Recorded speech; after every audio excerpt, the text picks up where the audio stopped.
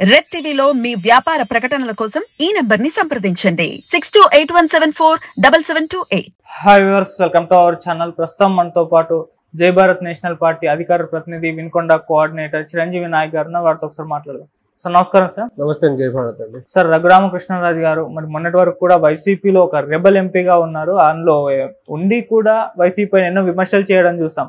అయితే ఆ తర్వాత వైసీపీకి రిజైన్ చేసి ఆ బీజేపీలో చేరుతాను వార్తలు వచ్చాయి, టీడీపీలో చేరుతాను వార్తలు వచ్చాయి, నర్సాపురం నుంచి తనే పోటీ చేస్తా అని చెప్పేసి ఒక స్టేజ్ మీద అనౌన్స్ కూడా చేశారు. కాకపోతే ఇప్పుడు బీజేపీ పొత్తులో భాగంగా బీజేపీకి ఇచ్చారు నర్సాపురం సీటు, అది వేరే వ్యక్తికి వెళ్ళిపోయింది. మరి ఇప్పుడు రఘురామకృష్ణరాజు గారి పరిస్థితి ఏంటంటారు? ఒకటండి, ఇప్పుడు రఘురామకృష్ణరాజు గారు ఆయన పొలిటికల్ స్పాన్ మనం 2019 నుంచి ఈ రోజు వరకు చూసుకుంటే ఒక ఫ్యూ మంత్స్ ఆర్ 1 year అంతవరకు ఆయన వైసీపీ ఎంపీగా కొనసాగారు. తర్వాత నుంచి ఆయన రెబల్ ఎంపీగానే ఆ సొంత పార్టీకి అగెనెస్ట్గా, సొంత ప్రభుత్వానికి అగెనెస్ట్గానే ఆయన మాట్లాడారు. సో ఆ క్రమంలో ఏంటంటే వైసీపీ లీడర్షిప్కి అతనికి ఒక గ్యాప్ వచ్చేసింది. ఆ టైంలో ఇంకా లోక్సభ స్పీకర్కి కూడా వాళ్ళు యాంటీ డిఫెక్షన్ లా కింద డిస్క్వాలిఫై చేయండి అని చెప్పారు. బట్ యాంటీ పార్టీ యాక్టివిటీస్ కింద కన్సిడర్ చేసి అతను డిస్క్వాలిఫై చేయలేదు స్పీకర్ గారు. సో ఆయన ఎంపీగా కొనసాగారు. సో అదే కానీ ఇప్పుడు ఆయన ఎంపీగా కొనసాగిన టైంలో అసలు పార్లమెంట్కి ఏం కావాలో అనేది ఆయన అసలు ఢిల్లీ నుంచి ఆంధ్రప్రదేశ్ పర్టికులర్లీ నర్సాపురంకి వచ్చి ప్రజల అవసరాలు తీర్చే పరిస్థితి కానీ ప్రజల్లో అసలు కనెక్షన్ డిస్కనెక్ట్ అయిపోయింది అతనికి. ఒకటి తర్వాత యాంటీ డిఫెక్షన్లో ఏదైతే అండర్ 10th షెడ్యూల్ కాన్స్టిట్యూషన్లో ఉందో అందులో స్పీకర్ యొక్క డిస్క్రిప్షన్ మీద డిపెండ్ అయింది డిస్క్వాలిఫై ఎప్పుడు చేయాలా వద్దా అనేది. సో దాన్ని ఆ డిస్క్రిప్షన్ని తీసేసి దాన్ని అమెండ్ చేసి 10th షెడ్యూల్ని ఒక time bound manner 1 or 2 months or 3 months max 6 months లోపు ఒక డిస్క్వాలిఫికేషన్ నోటిఫికేషన్ స్పీకర్ దగ్గరకు వచ్చిన తర్వాత ఒక టైం బౌండ్ మానర్లో దాన్ని డిస్పోజ్ చేయగలిగితే ఇలాంటి డిఫెక్షన్స్ని అరికట్టేసి ప్రజాస్వామ్యానికి ఒక ప్రజాప్రతినిధిని లోకల్ ప్రజలకు అందుబాటులో ఉండేలా చేయొచ్చు. ఇప్పుడు రఘురామకృష్ణరాజు గారి ఇన్సిడెంట్ మనం చూసుకుంటే ఆల్మోస్ట్ 4 yearsగా ఆ నర్సాపురం ప్రజలు కంప్లీట్లీ డిస్కనెక్టెడ్ ఉన్నారు. ఒక్కడికి వస్తే ప్రభుత్వం నుంచి ఒత్తిడి ఉందని అరెస్ట్ అవుతారని ఒకటి, తర్వాత ఆయన ఫ్రీగా వచ్చి ప్రజల్ని కలిసి ప్రజల అవసరాలు తీర్చే పరిస్థితి లేకుండా ఒక ఎంపీగా ఆయన ఏదో ఢిల్లీలో ఉండి తన కార్యకలాపాలను నిర్వర్తిస్తూ ఉండేవారు. ఈ క్రమంలో ఇప్పుడు యాంటీ డిఫెక్షన్ లా అనేది స్పీకర్ చేతిలో డిస్క్రిప్షన్ పెట్టకుండా ఒక టైం బౌండ్ మేనర్లో పెట్టాలి. ఒకటి ఇప్పుడు ఆంధ్రప్రదేశ్ అసెంబ్లీలో కూడా చూసుకుంటే స్పీకరు చాలా సంవత్సరాలుగా పెండింగ్లో ఉన్న గంటా శ్రీనివాసరావు గారు రిజిగ్నేషన్ ఆయన ఎమ్మెల్యేగా రిజైన్ చేసిన తర్వాత చాలా సంవత్సరాలుగా పెండింగ్ వచ్చి కేవలం రాజ్యసభ ఎన్నికల ముందు వచ్చేసరికి వాళ్ళ అవసరాలు ఇచ్చారు. టీడీపీకి ఓటు పెడితే రాజ్యసభ ఎంపీకి ఇబ్బంది అవుతుందేమో, ఒక ఆ ఓటు కూడా పడకుండా ఉండేదానికి అప్పుడు ఆ టైంలో అంటే ప్రభుత్వానికి ఎప్పుడు అవసరమైతే అప్పుడు డిస్క్వాలిఫై చేసి అవసరం లేని టైంలో దాన్ని అలా డస్ట్బిన్లో పడేసేసి లేకపోతే సైడ్ ట్రాక్ చేసేసి అలా పెట్టడం కరెక్ట్ కాదు. తర్వాత ఇప్పుడు ఇలాంటి లీడర్స్ ఎవరైతే ఇప్పుడు రఘురామకృష్ణరాజు కానీ, వల్లభనేని వంశీ గారు కానీ, తర్వాత కరణం బలరాం గారు కానివ్వండి, తర్వాత మనకు వేరే లీడర్స్ పార్టీలు పవర్లోకి వచ్చిన తర్వాత వేరే పార్టీలకి అఫిలియేషన్ చూపించారు.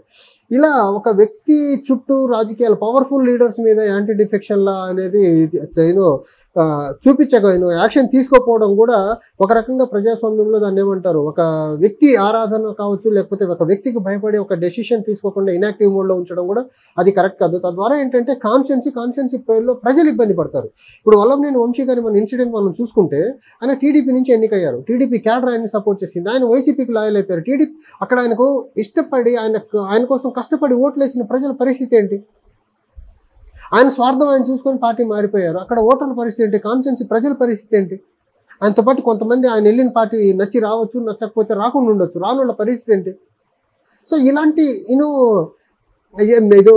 యాంటీ డెమోక్రటిక్ ప్రాసెస్ ఏదైతే ఉందో, ఒక పార్టీ ద్వారా ఎన్నిక ఇంకో పార్టీకి రావడం అనేది యాంటీ డెమోక్రటిక్ ప్రాసెస్. అది ఇలాంటి ప్రాసెస్ని పాల్పడే వారిని టైం బౌండ్ మేనర్లో డిస్క్వాలిఫై చేసి అక్కడ మళ్ళీ రీఎలక్షన్ జరిపించి ప్రజలకు అందుబాటులో ఉండే నాయకత్వాన్ని ప్రొవైడ్ చేయాల్సిన బాధ్యత స్పీకర్ మీద కానీ, తర్వాత ప్రజాస్వామ్యబద్ధంగా ఉన్న ఈసీ చేతుల్లో ఉంది. Party anti defection activity notice ఒక్కసారి వచ్చిన తర్వాత టైం బౌండ్ మేనర్లో మనం దాని మీద డెసిషన్ కానీ తీసుకోకపోతే అక్కడ ఇబ్బంది పడేది ప్రజలు, నాయకులు కాదు. నాయకులు వాళ్ళ లాయల్టీని చూసి స్విచ్ ఓవర్ అవుతారు. తర్వాత వాళ్ళు గవర్నమెంట్కి అనుకూలంగా ఉంటే వాళ్ళకి కావాల్సిన వ్యాపారపరమైన వాళ్ళకి కావాల్సిన కాంట్రాక్ట్ పనులను వాళ్ళు చేసుకుంటారు. కానీ ప్రజలు కదా ఇబ్బంది పడేది.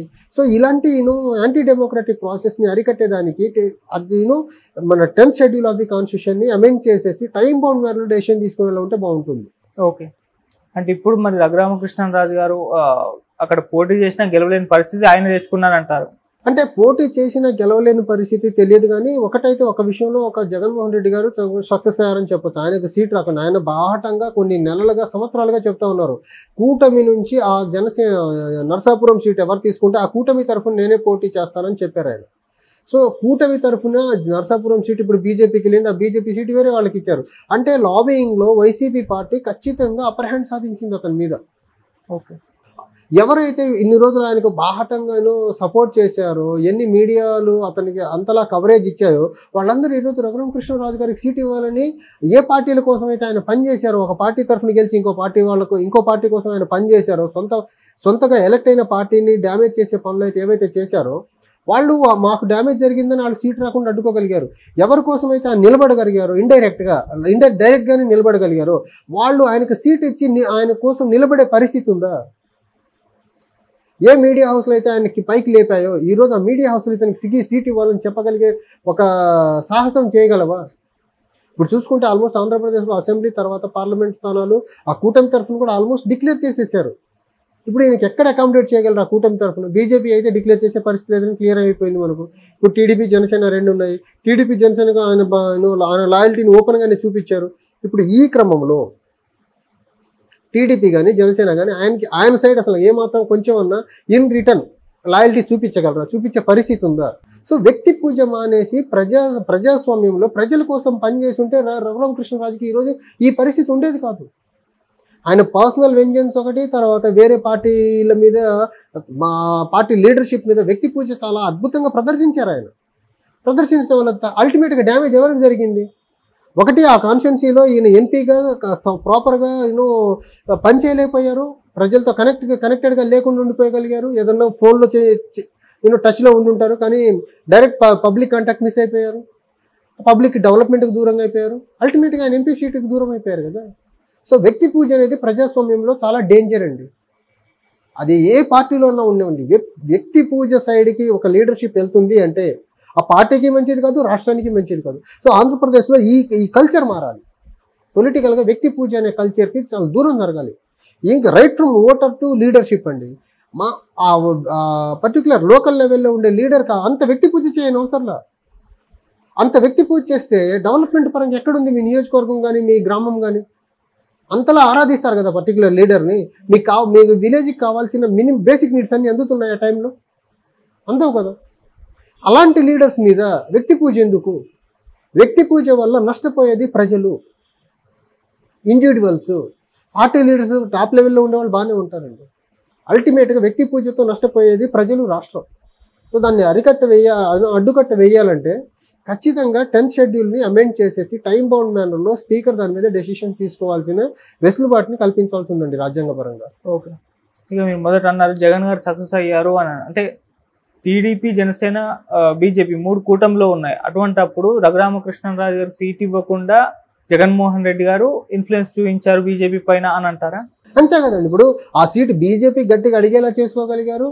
బీజేపీకి వచ్చిన సీటు బీజేపీ మళ్ళీ రఘురామకృష్ణరాజు గారికి రాకుండా చేయగలిగారు కదా, చేసినట్టే కదా. అదే జగన్మోహన్ రెడ్డి, అదే రఘురామకృష్ణరాజు ఓపెన్ ఒప్పుకున్నారు కదా, నాకు సీట్ రాకుండా మీరు చాలా గ్రాండ్ సక్సెస్ అయ్యారని ఆయన ఒప్పుకుంటున్నారు కదా.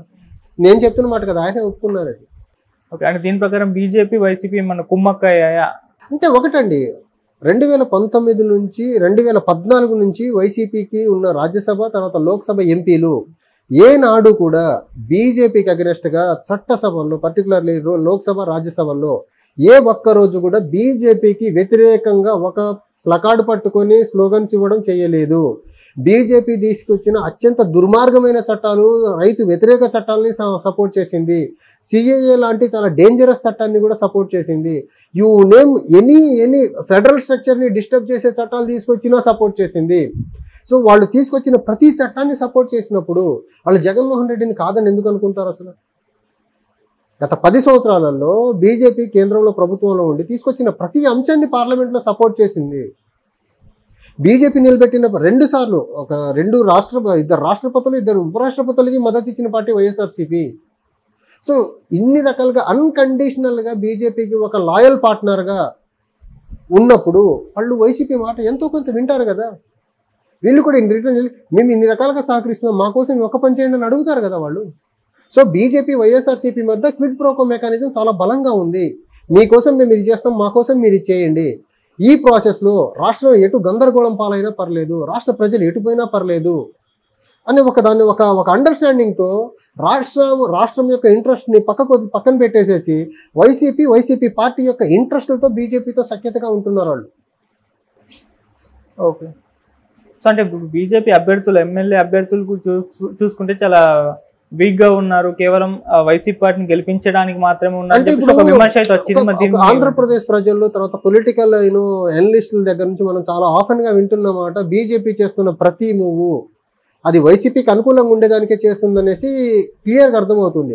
అంత క్లియర్గా కామన్ పీపుల్కి, అనలిస్టులకి, బాహ్య ప్రపంచానికి అర్థమవుతున్నప్పుడు ఆంధ్రప్రదేశ్లో ప్రజల్లో కానీ ఇతర తెలుగు రాష్ట్రాల ఆంధ్రప్రదేశ్ పాలిటిక్స్ని ఫాలో అయ్యే వాళ్ళకి అర్థమవుతున్నప్పుడు బీజేపీతో పొత్తు కావాలని కోరుకున్న పార్టీలు జనసేన, టీడీపీలకి ఇది అర్థం కావట్లేదా? అర్థమై కూడా ఎందుకు కామ్గున్నారు? పొత్తులు ఇప్పుడు క్యాన్సిల్ చేసుకోవచ్చు, వేరేలా వెళ్ళొచ్చు కూడా, కానీ వీళ్ళు ఎందుకు నయానో భయానో బీజేపీతో ఉంటే మనకు పొలిటికల్గా ఎంతో కొంత మైలేజ్ వస్తేమో వీళ్ళ స్వార్థం వీళ్ళకు ఉంది తప్ప రాష్ట్ర ప్రయోజనాలు అనేది రాష్ట్రంలో ఉన్న ఏ పార్టీకి లేదు. అది బీజేపీ కానివ్వండి, టీడీపీ కానివ్వండి, జనసేన కానివ్వండి, వైఎస్ఆర్సీపీ కానివ్వండి, ఏ పార్టీకి కూడా రాష్ట్ర ప్రయోజనాలు లేవు. పొలిటికల్గా ఆ పార్టీ యొక్క లాభాలు, ఆ పార్టీ యొక్క ప్రయోజనాల కోసం ఆశించే డైరెక్ట్ పొత్తులు కానీ ఇండైరెక్ట్ పొత్తులతో కానీ ముందుకెళ్తున్నారు వీళ్ళు. Okay sir, thank you so much sir. Thank you అండి.